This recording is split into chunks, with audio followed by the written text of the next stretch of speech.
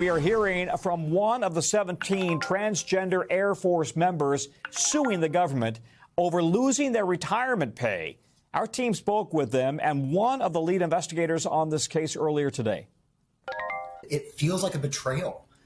Was my service meaningless? I know that it wasn't. The brothers and sisters to my left and my right can tell you otherwise as well, that I've been serving honorably. I mean, this is, to our knowledge, never happened to any group of people before, and they have offered no explanation. Master Sergeant Logan Ireland and his fellow plaintiffs on the suit all served between 15 years and 18 years, and they were discharged from the Air Force under the Trump administration's transgender ban. They now find themselves with their pensions and benefits revoked after their early retirement.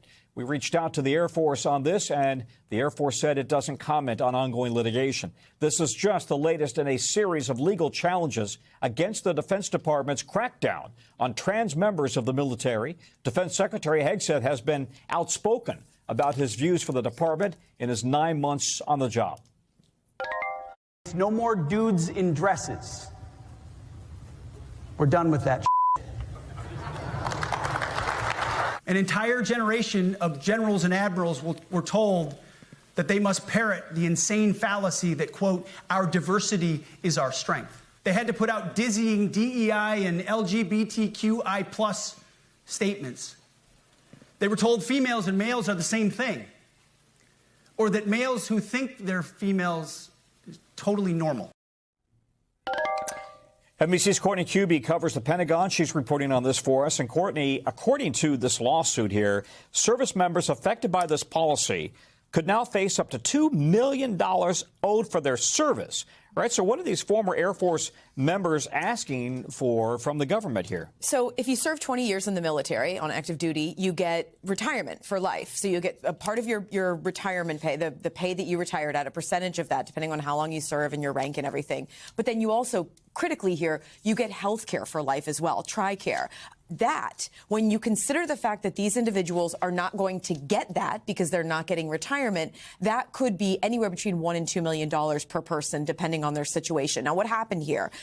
Back in January, President Trump signed an executive order. He said, essentially saying that transgender individuals can no longer serve in the military. Secretary of Defense Pete Hegseth put out some additional guidance. Then each of the services went through and issued their own ways of implementing it.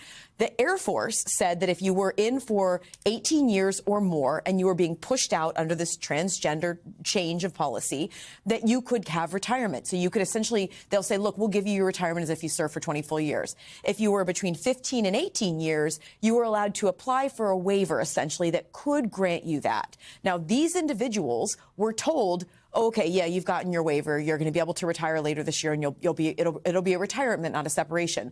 Then the Air Force came back to them and said that was a mistake. We didn't have authority to tell you that. None of the waivers were granted. So that's the nexus of this lawsuit. But, you know, the real question here is, by pushing these people out and then also saying, look, what you have served for in some cases for 17 plus years, right. What does that say to them about their service? And as you heard in their intro there, one of those service members who's being pushed out because he is transgender, he spoke to us today and told us exactly what that feels like right now. Here's what he had to say about it. I'm just another service member serving his country. And for me, I want my leadership to see that, to see my service as honorable, to look at my military record. I've deployed all over this world. I've given the sacrifices that my country has asked of me. And I do wish that my leaders would see that as well. I am no different than you guys. I wear the same uniform. I put my boots on 1 foot at a time. So you can see a lot of this is also just about recognition of their service and respect for that service. And to lose potentially that much money, it could be devastating to their own finances. Yeah. Courtney, thank you very much. Courtney Cubie. We thank you for watching. And remember, stay updated on breaking news and top stories on the NBC News app or watch live on our YouTube channel.